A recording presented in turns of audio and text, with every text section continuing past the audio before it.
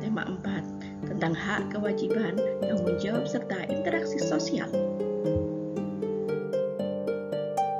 Assalamualaikum warahmatullahi wabarakatuh. Bagaimana kabar anak-anak hari ini? Semoga kalian dalam keadaan sehat walafiat. Tetap semangat anak-anak ya, walaupun pembelajarannya masih daring.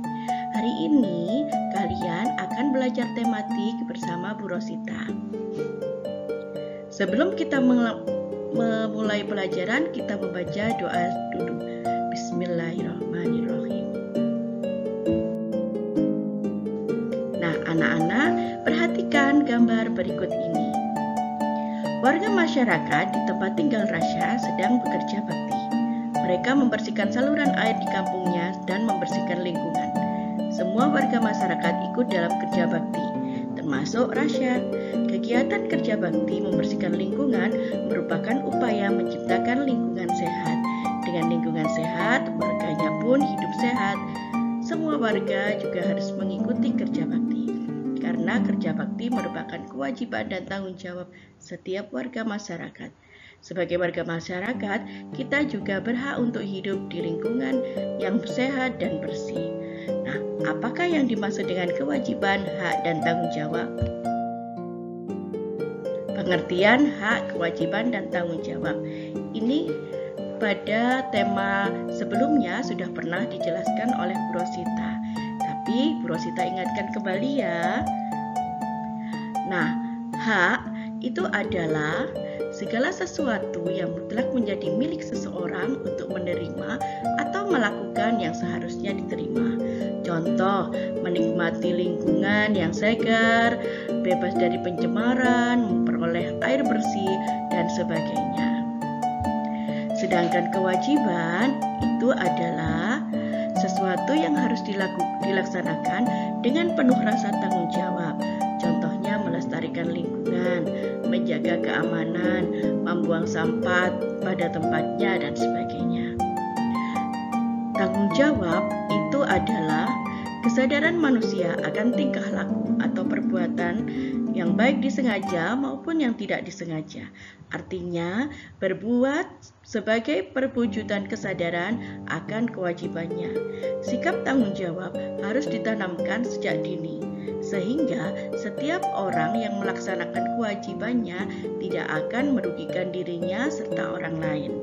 Selain itu, orang yang bertanggung jawab akan lebih dihormati dan disegani.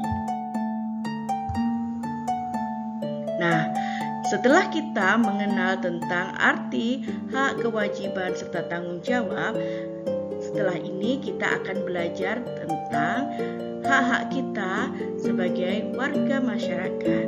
Nah, apa sih hak, kewajiban, dan tanggung jawab kita sebagai warga masyarakat? Coba kalian perhatikan dulu penjelasannya. Hak sebagai warga masyarakat ini antara lain berkumpul dan memberikan pendapat, mendapatkan pendidikan dan pengajaran, mendapatkan lingkungan yang bersih dan nyaman, mendapatkan pekerjaan dan penghidupan yang layak, bebas memeluk agama dan menjalankan ibadah, mendapatkan perlindungan hukum, untuk bebas berkomunikasi serta memperoleh informasi, serta bebas untuk menggunakan fasilitas umum. Nah, selain itu, kewajiban kita sebagai masyarakat adalah mematuhi aturan dan norma yang berlaku, ikut berperan aktif di masyarakat, membantu warga yang kesulitan, menjaga kebersihan lingkungan, serta menjaga ketertiban lingkungan. Manusia yang bertanggung jawab apabila kita melaksanakan hak dan kewajiban sebagai masyarakat dengan baik, maka kita dapat disebut sebagai manusia yang bertanggung jawab. Manusia yang bertanggung jawab itu apabila manusia tersebut bisa melaksanakan hak dan kewajiban secara seimbang. Nah, anak-anak, manusia itu tidak bisa hidup sendiri untuk memenuhi kebutuhannya. Masih ingatkan penjelasan dalam tema sebelumnya?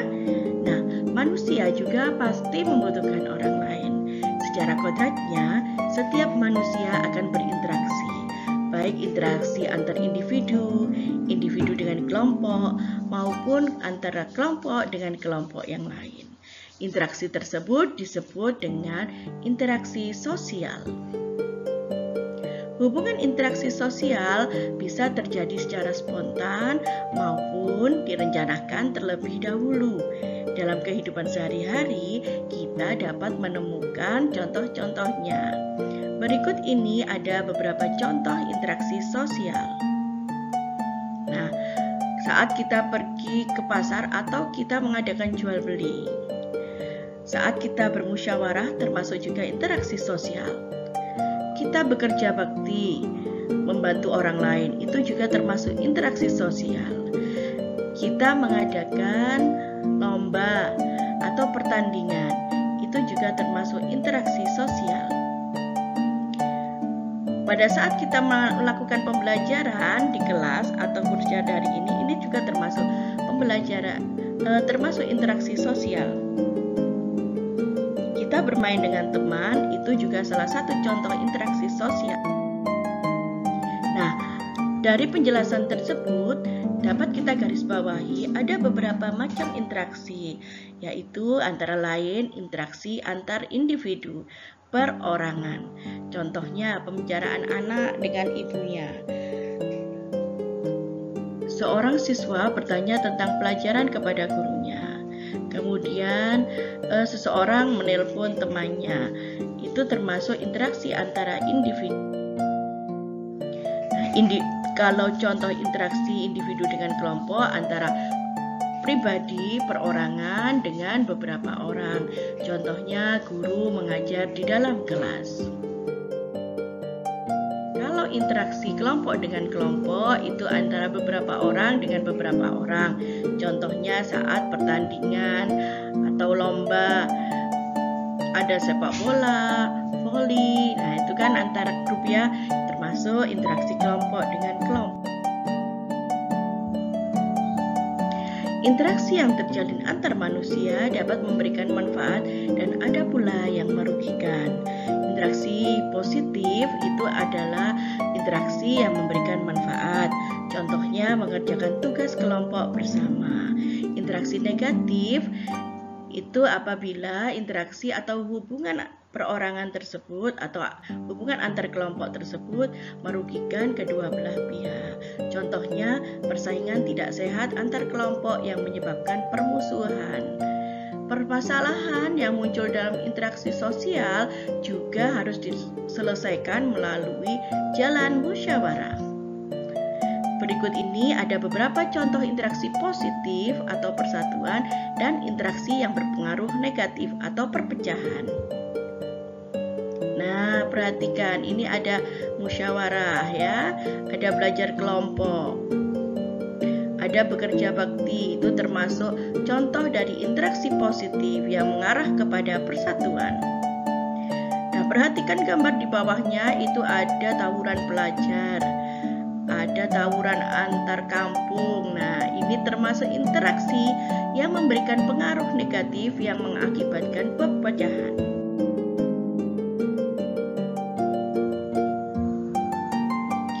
Apa saja sih faktor-faktor penyebab terjadinya interaksi sosial di antara daerah? Karena orang akan membutuhkan berbagai macam kebutuhan, maka interaksi tersebut tidak hanya dalam satu daerah, tapi juga akan bisa berpengaruh kepada daerah lain. Faktor-faktornya adalah untuk memenuhi kebutuhan hidupnya, untuk meningkatkan pendapatan daerah, karena ada perbedaan sumber daya alam, ada perbedaan kemampuan sumber daya manusia di daerah tersebut. Nah, sedangkan interaksi manusia dengan lingkungan juga dapat berdampak positif maupun negatif. Kalau tadi interaksi sosial mengakibatkan perpecahan dan persatuan, interaksi manusia dengan lingkungan juga memberikan pengaruh positif juga negatif. Interaksi dengan lingkungan yang berdampak positif akan menguntungkan manusia juga lingkungannya. Keuntungan yang diperoleh manusia berupa terpenuhinya kebutuhan hidup dan juga daya dukung lingkungan. terhadap kehidupan, sehingga kehidupan akan semakin meningkat serta terjaganya kelestarian lingkungan. Contoh, memotong pohon tapi disertai dengan penanaman pohon yang baru lagi. Nah, selain interaksi yang berdampak positif, kita juga bisa melihat interaksi dengan lingkungan akan berdampak negatif jika pengambilan sumber daya alam itu dengan sembarangan dan tidak memperhatikan kelestarian alam, dan orang yang mengambil sumber daya alam tersebut tidak bertanggung jawab. Contohnya, penebangan pohon yang mengakibatkan penggundulan hutan, kemudian ada pembakaran hutan, sehingga membuat ekosistem yang ada di hutan tersebut punah, ya. Nah, selain ada interaksi manusia dengan sosial dan lingkungan, interaksi sosial dengan lingkungan itu juga mempengaruhi pembangunan sosial budaya. Pembangunan sosial budaya diharapkan dapat menjadikan bangsa Indonesia menjadi bangsa yang modern tanpa kehilangan jati dirinya. Perubahan sosial dapat berpengaruh positif dan berpengaruh negatif bagi pembangunan nasional. Contoh perubahan sosial yang berdampak positif yaitu kerja bakti dan gotong royong.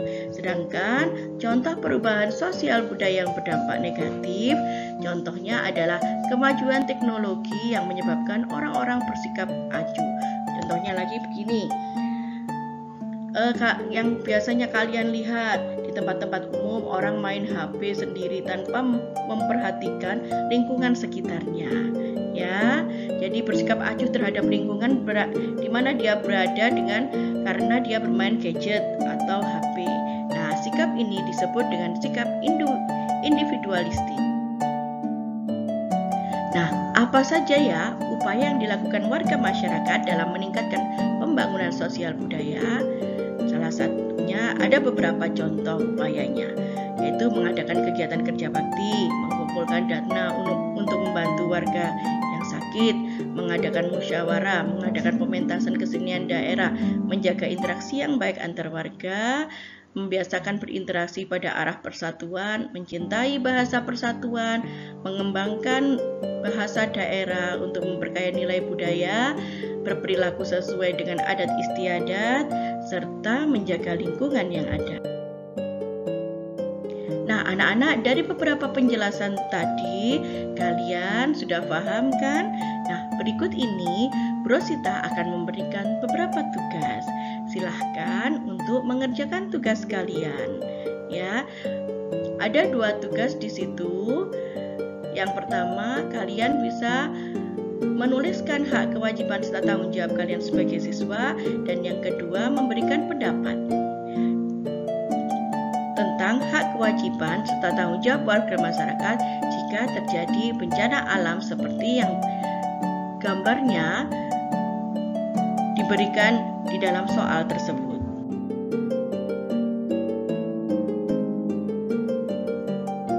Oke anak-anak, sekian untuk pembelajaran hari ini. Semoga memberikan manfaat bagi kalian.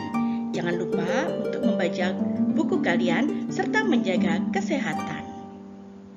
Terima kasih. Jangan lupa untuk like and subscribe video ini. Wassalamualaikum warahmatullahi wabarakatuh.